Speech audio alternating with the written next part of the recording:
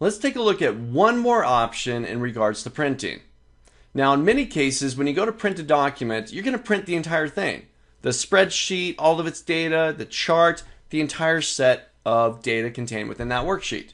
But there will come a time where you want to print just a specific portion of the document. Like I only want to print this little spreadsheet right here. My bills, the months, their totals, their percentage, that's it. Well, right now if I go File to Print, I print out the entire thing. Well, inside of Excel, we have what's called the print area. You set a print area. You literally select the cells that you want to print. You go to Page Layout, Print Area, set the print area, and that's all you'll print when you go to File, Print. Let's take a look. So I only want to print this little spreadsheet. No title, no min, max, average count, no chart. That's it. So I'm going to select my little spreadsheet. That's A3 down to F9. There we go. I'm going to go up to Page Layout. I'm going to go to Print Area, and I'm going to set the print area. So I'm going to click away from my little spreadsheet there, and you probably just barely see it on the screen, but probably best to see it down here in the corner. There's a little bit of a darker border that actually goes all the way around my spreadsheet, and that's just denoting that this is the print area. So now I'll go to File, to Print, and you can see that I'm only printing that little spreadsheet.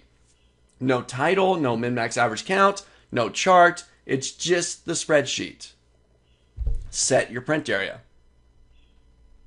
Now, what if you want to get back to the entire spreadsheet again? I want to print everything. Well, you set the print area. You can also clear it. You can get rid of the print area. Watch this. Hit my back arrow. Take me back to Excel. I'm going to go to Page Layout, back to Print Area, where I set it earlier, and now I'll clear it. Clear the print area, and if I go back to File, back to Print, I'm now printing the entire worksheet once again, all 2 pages of it. Oops, 2 pages.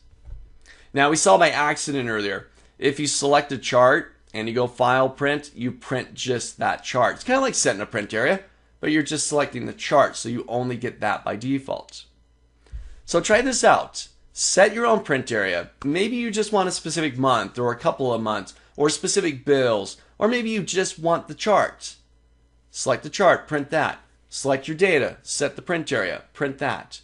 Don't forget to go back in and clear it though. When you're all done, you've printed what you wanted, go clear the print area. You'll be back to square one again. Try it out.